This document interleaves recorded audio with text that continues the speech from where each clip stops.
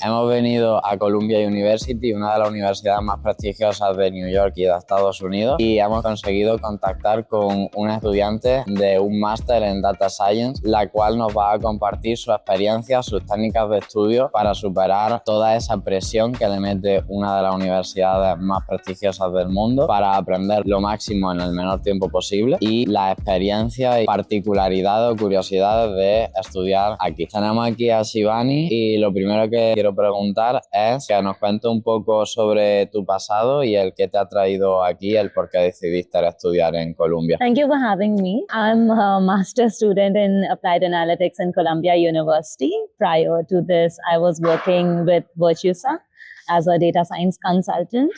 And I hold a bachelor's in computer science and engineering. So that is pretty much why I wanted to take up a degree which has both the technical and the business acumen in it. And I thought that this particular university provides me that course and curriculum. And of course, it's Columbia University. It's an Ivy League and we want to be a part of it. So that are the two reasons that I wanted to be here in Columbia University. Okay. ¿Y qué es lo que te ha ¿Hay algo que te haya impactado una vez hayas entrado que no te esperaba? I think first of all, this college is in US and I came to US for the first time.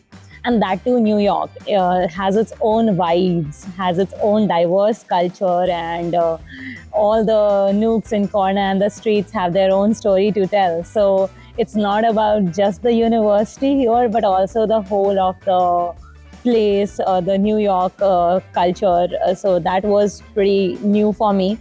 And I interacted with people from diverse backgrounds, not just the different ethnicities, but also from different educational background, like fashion, technology, and whatnot. So I think that it was a mix of all this, which made it pretty interesting for me. And do you choose data science? As I said, that my background is in computer science and engineering, so I wanted to be in a field which gives me a platform to use both my technical and the business skill sets. And I feel data science is one place where you can actually leverage all these things and you can contribute a lot more than ever now because of the generative AI and everything that is happening right now. So I thought that this is a good place to be in. Okay. ¿Tienes alguna forma concreta de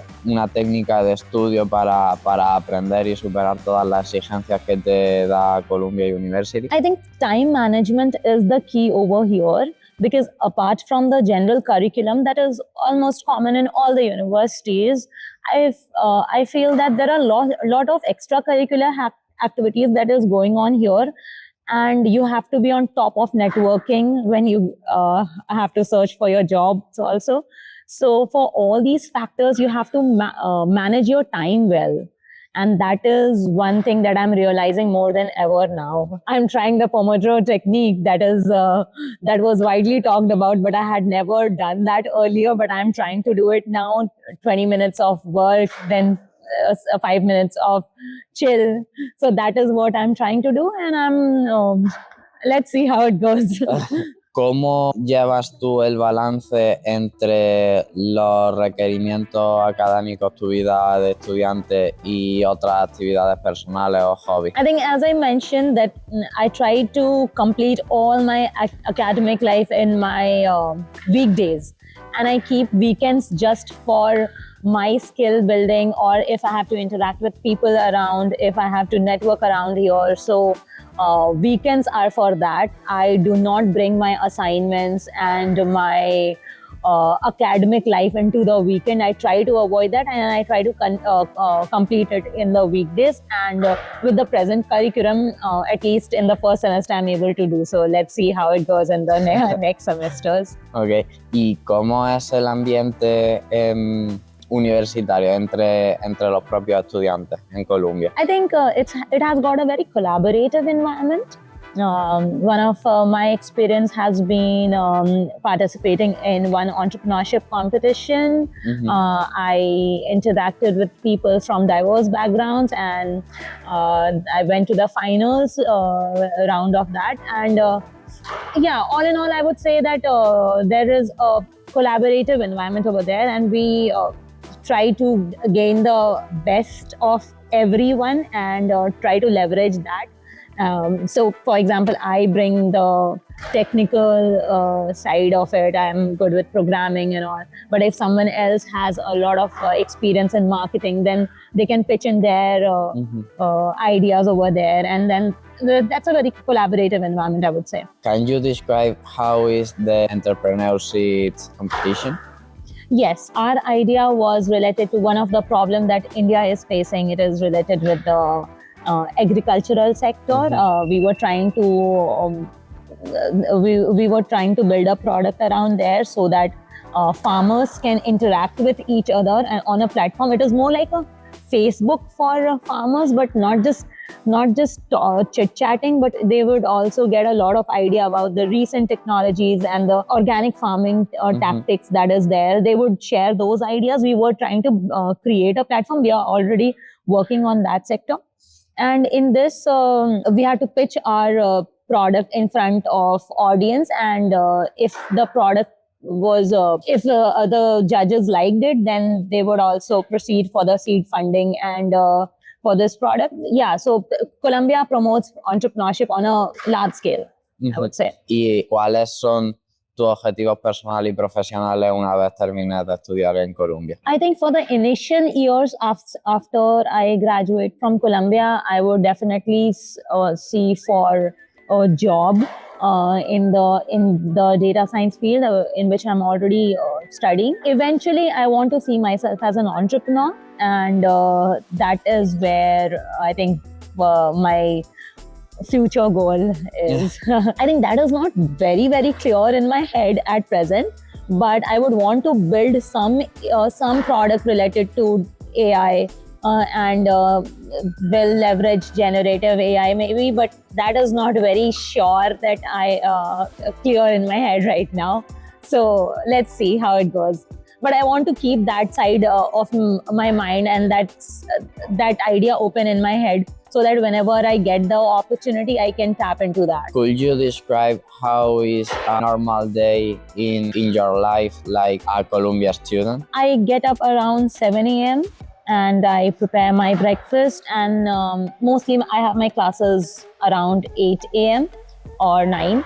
So I would be in campus at 7:50 or whatever, 10 minutes before the class. I would settle in we generally have classes for 2 hours, and so I would take up my class, and mostly after the class we have assignments.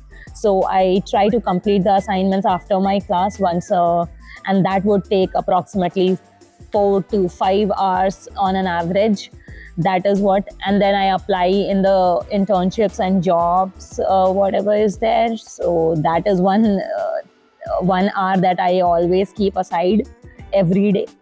And then I would go for running in the evening. There is this riverside park right across Columbia.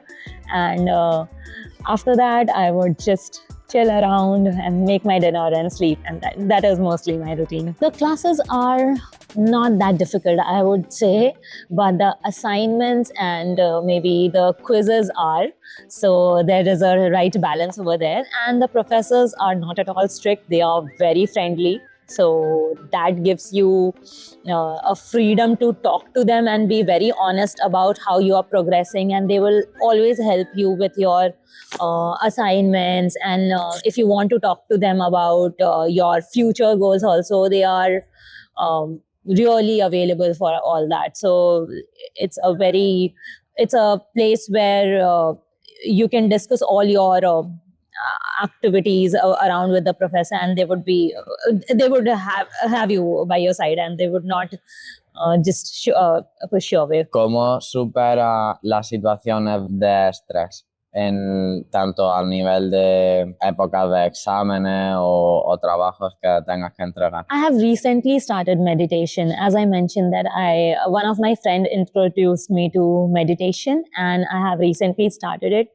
Earlier, I did not believe that helps, but I really would say meditation is something that we can take up in our lives.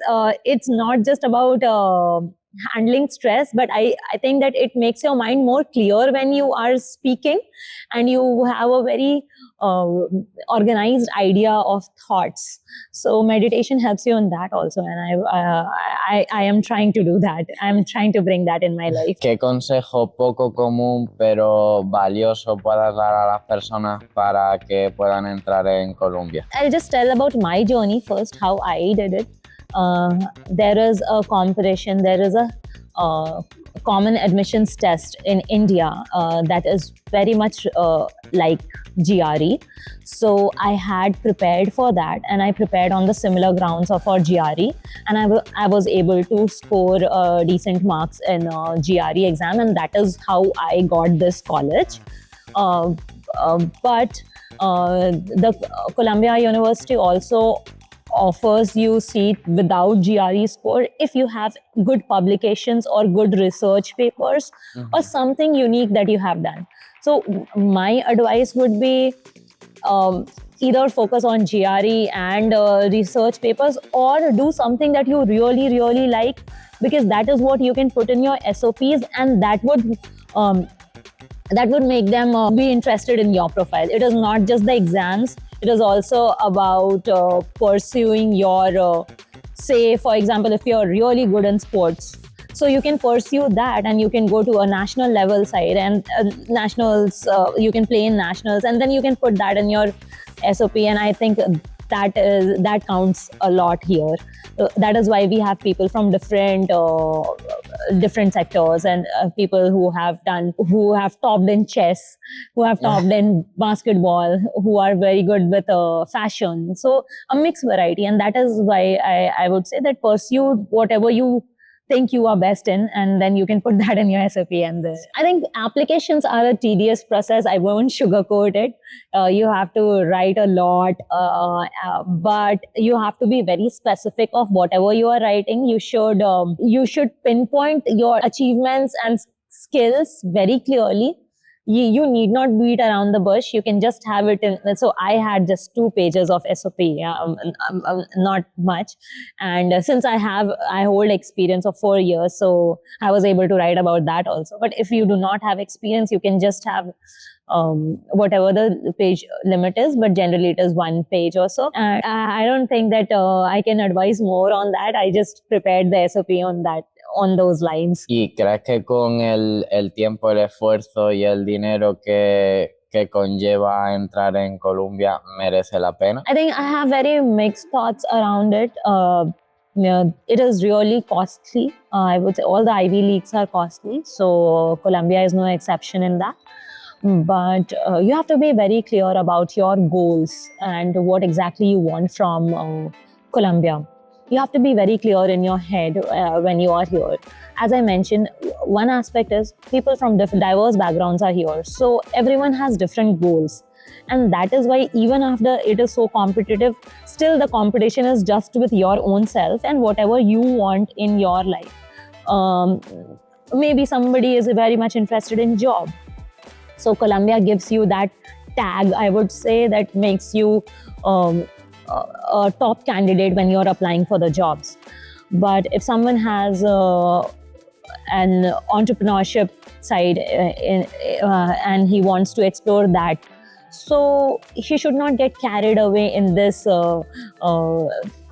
in these job discussions only, and he should keep that side of his mind open, so that when he goes out of Columbia, he carries those skill sets with him, and then he can go forward with his aspirations, whatever there is. So you have to be very clear why you are here in Columbia, I would say. So you should choose your parties well, where you want to go and what you want out from it. Sometimes it's just for fun and sometimes it's just for networking.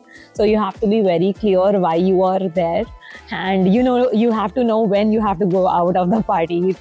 So that is something that you should know. Si ha oído de alguien que esté aquí en Colombia y que haya empezado un negocio y que haya tenido éxito. Yes, quite a few actually.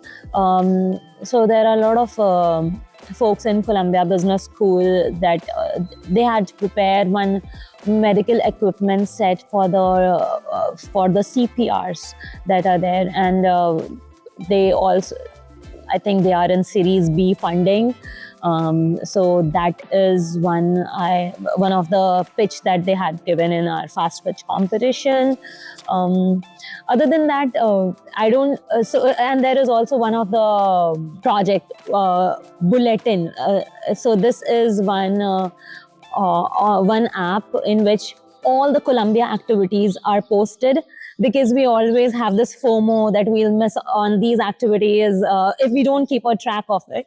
So this app consolidates all the activities that is going on here in Colombia, and that is something that is one app you will find in everybody's phone over here. To close, do you hear all the question I asked you? And do you think you have some out of this question that you can share and it's important to know? I would say that one has to be very clear when they are choosing a university, especially for masters, because that is one optional thing. Bachelor's you have to do, but masters is something that is very optional and that is very unique to everyone. Mm-hmm. So, and since it is a costly affair, so you have to be very sure of why exactly you want to take up masters. A university like this, which is, even if it is Ivy League, it is pretty costly. So you have to be very clear in your head if you think that you want to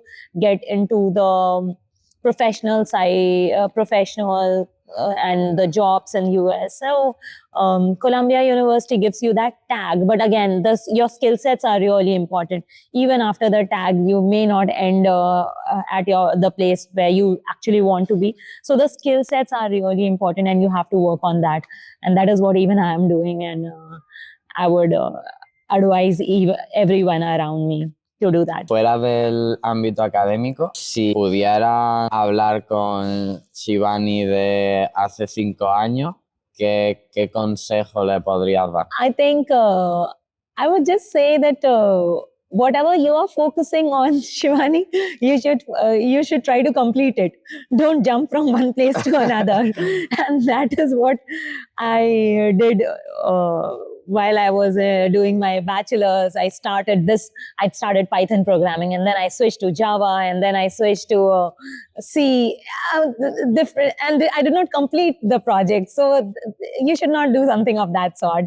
And whatever you start, you should complete it. That is what I would say. Thank you for sharing your time with us. Thank you. Yeah. I hope that you can reach your goals in your life.